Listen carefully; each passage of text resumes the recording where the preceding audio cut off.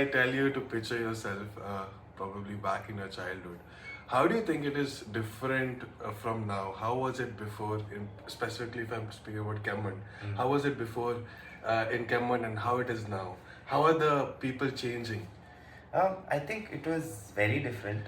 So, how much do you think you spoke about your like your earning at the early age? So, how much do you think, if you feel like telling, how much do you used to earn?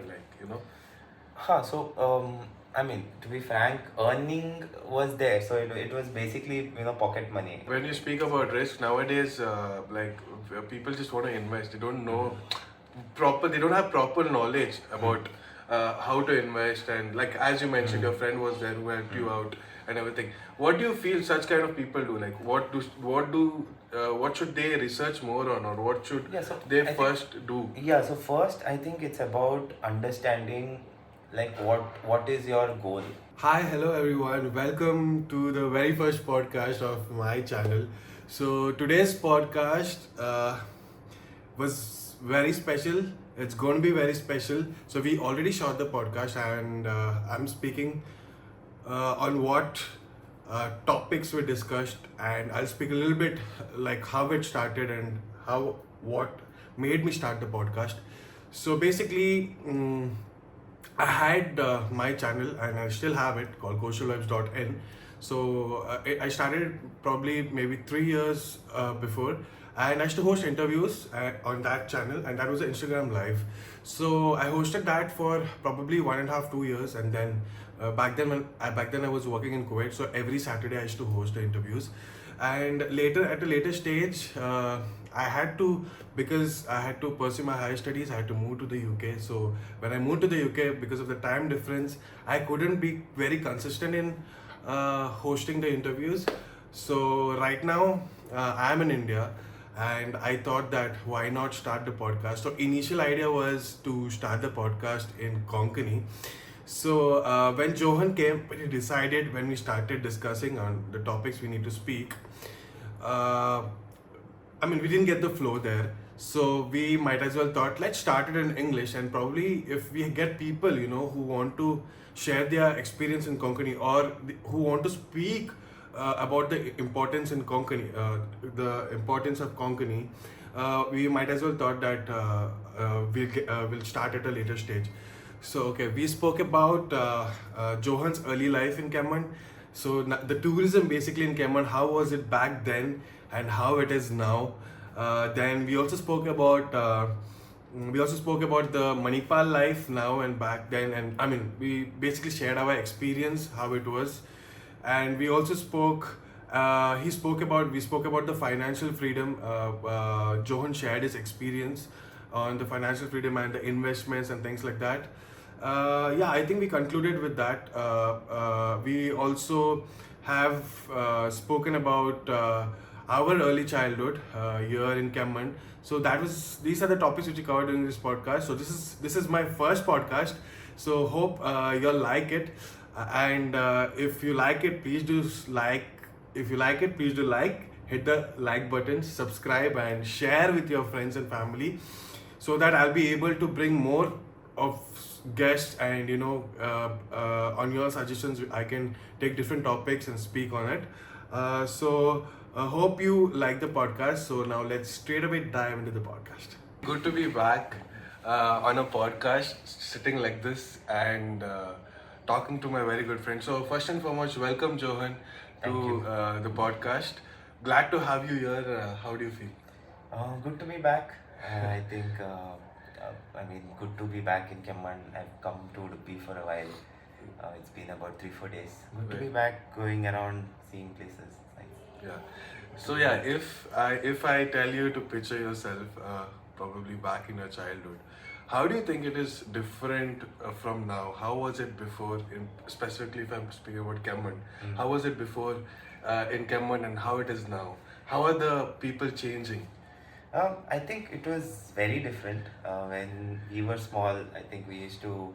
I don't remember when I was very small, but I remember, since maybe first standard, second standard onwards, we used to play cricket, there on the Goodam ground, right? And then we used to go around in cycle.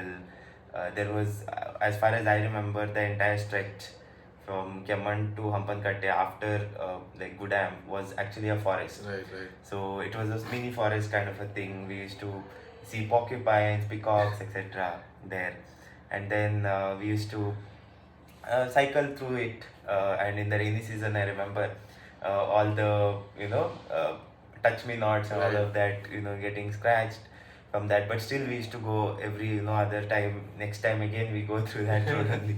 So that was that, and then even our Kemmannu road, etc. Right? I think when we were small, it was a single like little, not so broad road, and that was it. But it was nice. And It's it was so nice place. entirely that was a different feeling, and now it's different. So how do you think it is now? So see, if you consider before, we thought Kemman is like since we're speaking about Kemman, I just want to put this up that Kemman is nothing. Kemman doesn't have nothing. But looking at the present scenario, the resorts happening here, the tourists coming. I mean, how do you feel? Like, aren't you proud? Yeah, I mean, proud, I don't know, but with regards to, I think, the tourism, I think in the last, last 3, 4 years, where I come for Christmas every year, and what I've seen is that every year when I come, the tourism is increasing, right? Every single time I come, the number of two-wheelers, rented two-wheelers, the number of people on the beach. I remember Kadike beach.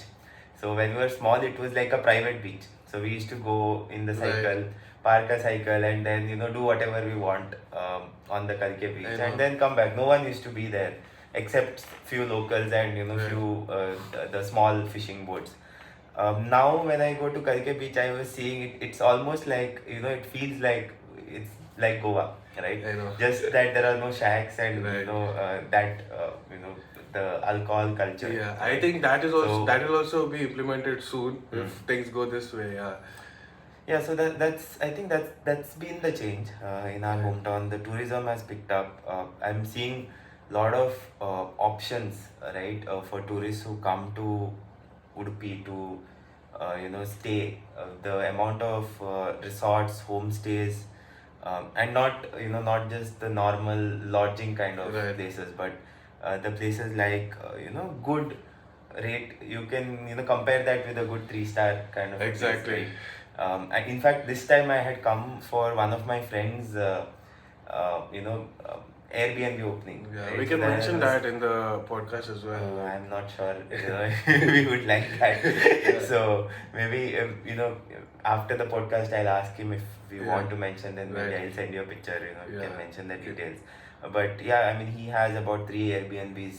That he runs, and it's expanding. So I think the tourism market has helped with regards to all this homestays and this part of real estate that we're having. But it's a positive change, and I think it's good that these kind of things. And one of my other friend, he's from Bengre, he has started scuba diving, Scuba diving, yeah. here.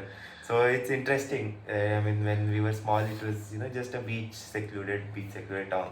I would not say it was nothing. It was amazing, and I think we had amazing childhood. But Yeah. that's that time for that time, and now I think it's for this time. So that's what, like, that time was different, and this time has become very different. Even me, for that matter, once I came back from the UK, I realized that everything has changed. Yes. Like, it was very new for me, but yeah, I'm happy that it's happening in our hometown. So now from Kemmannu, let's go to Manipal.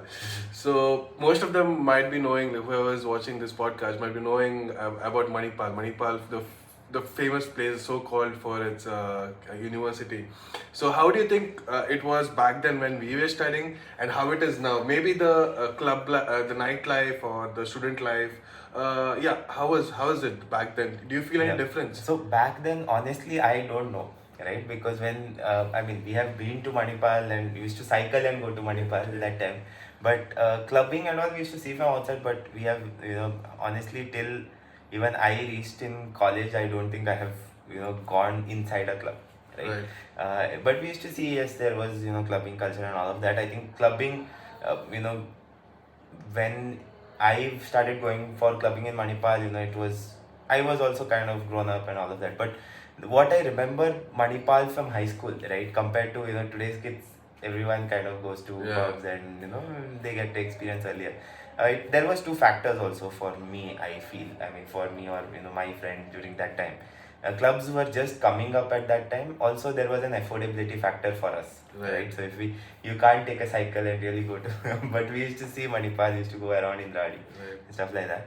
But apart from that, I think my memories with Manipal are more to do with the old endpoint, which was open access. So you could just cycle down, till the end, the viewpoint. There were 9 viewpoints, I believe, right?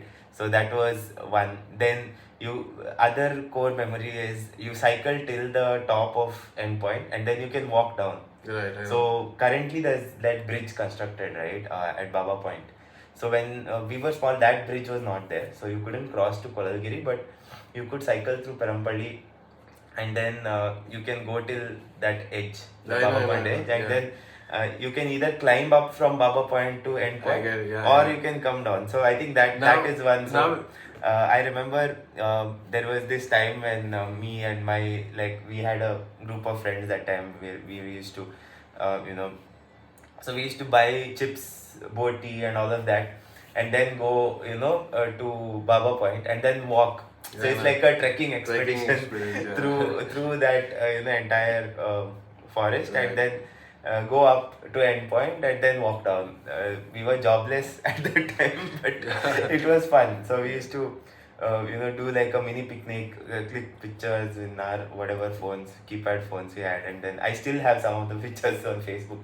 So that time it was also a trend to upload all the pictures you click on Facebook. So when I think even I have those pictures. Yeah, so when I go through Facebook, sometimes I find whole albums of pictures that are there. So yeah, that is one core memory. Apart from that, I think one of the other things was there was this shop called Teas. So Teas was basically, now it's trending, right? The bubble tea. Bubble tea, right. Yes. It was somewhere close to Black Cup or something. Yeah, but when we were in high school, we used to go to Teas to get the whatever bubble tea or popping boba tea, right? Yeah, so that is another thing. There was one more place which was more like you could take your girls. So there was no name to that, so we used to call it Nasser. Right, Nasser is basically the first names of 5 of our friends. So first letter of the names of all 5 friends. So yeah, I mean this is what we did in Manipal when we were small. When after we grew up, well, I mean DT, Hakuna, all of these, right? Once I think that party culture, I think is something that I've not seen. To wherever I've been to different parts now, right? Even after seeing so many places, I think that party culture is only in Manipal. Basically, now you're in Bangalore, and back then you were in Kemma and Manipal and all. So what different? Like, how do you feel? Do you feel Bangalore is good, or according to you, or Manipal is good? Since you're working there, it's good. It's a different feeling, right? So how it is? So yeah, I think it depends on preferences, individual preferences. So it's not like I always like Bangalore or I always like Udupi, wherever I am, right? Depends on what is the purpose of being there. So if I come back here, what is the job I'm getting? What is it that is there? Mainly we are in Bangalore because of the job, right? Apart from that, I think it is good that we are in our own state, getting a job, which I think otherwise, for some of us who choose to stay in India and want to make a living in India, who trust in the India story, right? I feel that piece, for that Bangalore is that India story for us, and we are glad it's in our state. Otherwise, I mean, I love Bangalore for whatever reasons. I have been in Bangalore the last 7 years. I was in Bangalore during COVID as well, and I think Bangalore has given me that professional or career that I wanted, or it's helped me achieve those things what I wanted to achieve. So I feel from that perspective I like Bangalore, but hometown is always hometown, right? I always miss the hometown food, the fish, these kind of things. There you get fish in Bangalore, you get in Bangalore restaurants as well. But when you come to Timappa and have that masala fry, it doesn't compare. You don't feel. So that is, I feel those kind of things are some of the things that I really miss. And then of course home food. Even Kori roti is so expensive. Roti is like 150 rupees in Bangalore. So when you give that much, you are like, okay, So that those kind of things are, things that you miss. Food, home, beach, especially beach. Beaches, yeah. Like because on weekends in Bangalore, you don't know what to do. Earlier, when I was studying in Bangalore, I used to love going to Kabban, Church Street. But today, even those places are very crowded. Right? You just miss sitting in your beach, coming back, and feeling that breeze and all of that. So I feel from that perspective, I mean, it is good to be in both places. Exactly. So yeah. as needed. So if you are working, if you want to have a focus in life, I like Bangalore more.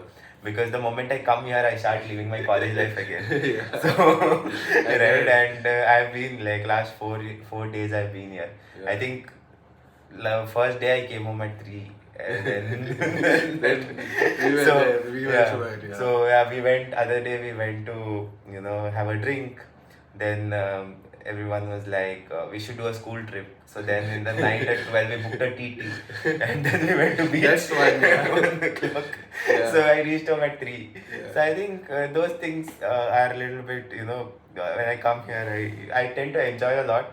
But maybe in the longer run may not be beneficial. No, yeah, true. Yeah, so that's the reason. But once in a while, it's good, coming back. You're being here only for 4-5 days, and then Yeah, so it's- that I mean, it's not 4-5 days. Even if it's longer, Yeah. I like being here as well. But I think it's preference, based on what you're doing in life. Right. So it's more like if you want to, be career focused and do your job, etc. I think Bangalore keeps me grounded and in place to do Exactly. that. Whereas if I'm here, and Because you are very you have your own routine there, and you have to get used to that routine, so it gets along. Okay, so if we go back again to your probably college days, let's speak a little more about yourself. So how was it for you? I'm speaking specifically about your college days and your achievements or such kind of things. Like how was it? What did you learn from those 3 years or maybe 5 years of your college days?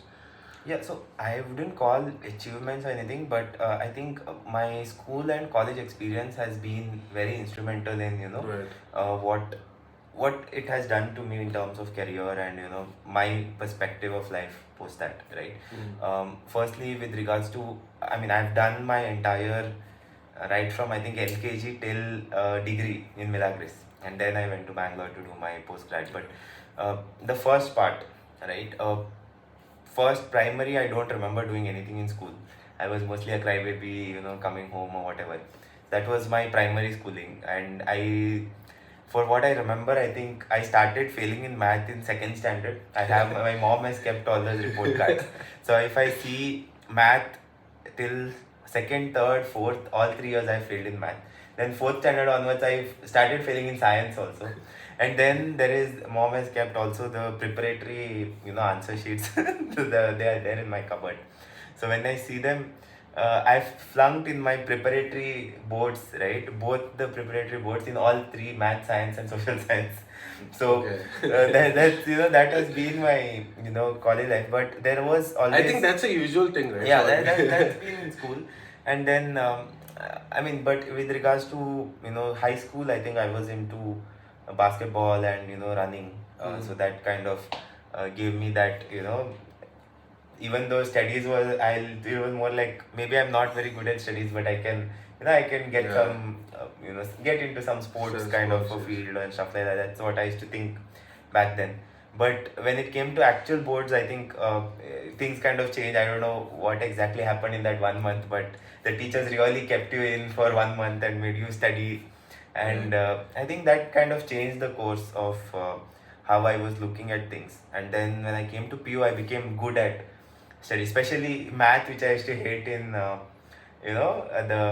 school days. Became like accountancy became one of my favorite subjects in PU. And I remember the first year I scored 100 out of 100 in quite some tests. So that kind of changed for me. But apart from that, there were other things that made you mature as well. Right. Because the 5 years of my college life, which was from 11th till second year, third year degree, right? So I've worked all the 5 years. So I've done catering first Yeah. 2 years, and then I was in Big Bazaar. I worked in Big Bazaar for 1 year, and then in a gym for another 2 years. So all the 5 years I have managed my own finances, and managed to you know do that. Right. And that's how It's a kind really of- good thing that at a Yeah. young age you get to know yeah where so you I have to was be responsible. yeah so I was responsible earlier, Right. and also it taught me the importance of finances. Right. And that's where my interest in accounting also came in, and all of that. So I think it kind of changed the way I used to think about these things. And that's where Big Bazaar, I think, was a huge change for me. And I think out of 60 of us in our class, or I think about 100 of us, in if we combine both sections, only two of us used to work during that time. Right. Others used to also do different things. I know at least 5 to 6 of us who were in band and doing Right, other things. But I think who were in a full-time, part-time job, who used to go every day to work, I think it was me, and there was one more person who used to also work in Big Bazaar. Right. Because that time there was only very few part-time options here. So yeah, I think that was the start. So let's move to something that gets interesting to people nowadays. So, okay, so let's start with this. So how much do you think you spoke about your your earning at the early age? So how much do you think, if you feel like telling, how much do you used to earn? To be frank, earning was there. So it was basically, pocket money that time, part of time, right? Because there was only certain amount of money you used to, get from home, and Right. there was affordable. I don't want to get into Yeah, details okay. of personal life. But I think with regards to catering, we used to get about 150 or 200 Right, rupees. that But that was per like Sunday, Saturday, and whenever there is a gig, Right. right? So that was like a stopgap income, but it's additional. Like at that point of time, it was, you could do a lot of things with that, right? Then I think after we came to like when I started working in degree, the first official salary was, I think, 3,200 rupees. That was Big Mhm. Bazaar. Right. And then of course it kind of increased. When I started working with the gym, it was first it was 8, then 10, and I think every year you had some kind of increment. So that was that's how it went. And then I went for post grad, but that was good money back Good then. money. Yeah. So back if then. you I think it's Huh, 4 so 5 when years you back. and you're staying at home, you don't Yeah. have any rent expenses as such. Mainly you are working for your pocket money and maybe some family, but not mainly family. Family kind of, though the situation was not good, but it used to get managed. But it was more to do with what you wanted to do. So for Yeah. me, I did a lot of other things, right? So for me, that additional money helped do that. So Yeah. Okay. So since we are speaking about this financial thing, let me come. I know that you are into investments, and I don't know if I should ask you this, but what do you feel about the financial things right now? Like, do you have any suggestions, or through your experience, like maybe investments or whatever it is with respect to investments and yeah, stuff? so I started very early on with regards to investments. I wouldn't say like I am an investor, but what I can say is that from an investing standpoint, I think I have got perspective, Right. right? Because I've been in the market for quite some time, and I don't have investments Right. going around. But what I would say is I have had, like, I opened my first demat account back then when I just turned 18, right? Right. Yeah. And that time I remember, like, initially they, like, when I went to the bank, they're like, you need a checkbook, you needed a check leaf to be submitted, as a proof for the demat account opening. So when I went at the bank, people were looking at me like, do you work? Like, why do you want the checkbook, right? So that was the first thing. But I think because of that, and actually I started with opening a demat account and investing because of a colleague in Big Bazaar, right? He was, like, till then I was not very aware about what is market, how does these things work, and all of that. But then he took me and he's like, you are earning already, you should save 500 rupees at least. And then when I actually went to open an account with Sher Khan, they said minimum investment first time is 3,000, which was a month's salary at that point of time. And I remember I had 2,000 rupees and I took 1,000 rupees from that guy. And that's how, I Okay. opened my first, and then I returned him 500 the next 2 months. And, but he was a really, helpful guy. He helped with the opening of the account. He helped me, get the checkbook, etc. Where, they, like when I went to bank, they were literally like, why do you need the checkbook kind of a thing. Right. And then he helped me out with the first set of investments, right? And then he told me what I should do and how I should look at the market and what stocks I should buy Right. and stuff like that. So I think that kind of gave me perspective, and I think I've been a long term whatever, right, SIP investor, and I do a little bit of trading here and there, but it's not like I'm not an investor. But if you ask me, should anyone invest? Yeah, I think everyone should invest in the market, specifically to do with their financial freedom and financial goals, but with the help of someone who knows about the Knows, stock yeah, market and exactly. understands it, and who can give the right advice, and also know that there is a substantial amount of risk involved in that. That's So what. it's a risk and return. Yeah, when you speak about risk nowadays, people just want to invest. They don't know proper. They don't have proper knowledge about how to invest, and like as you mentioned, your friend was there who helped you out and everything. What do you feel such kind of people do? Like, what should they research more on, or what should Yeah, so they I think, first do? yeah, so first I think it's about understanding like what is your goal when you get into the market, right? Whether you want to be a long-term investor, whether you want to invest for your future, or whether you want Yeah. to be a trader, right? Right. Now a trader and an investor is a two different things. Different things. Trader is someone whose bread and butter is market, right?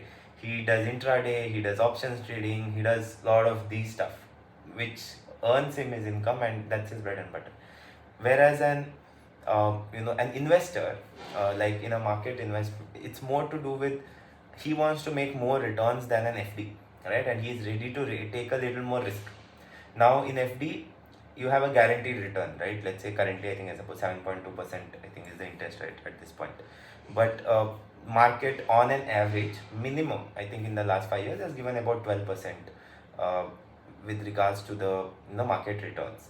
And the last 2 years, the market has done phenomenally well with regards to, I don't know the exact number, but it's been very good with regards to, if you have done blue chip investments, invested in even tax saver funds, have done better than you know the FDs and the interest rates that are currently available in the guaranteed funds, right?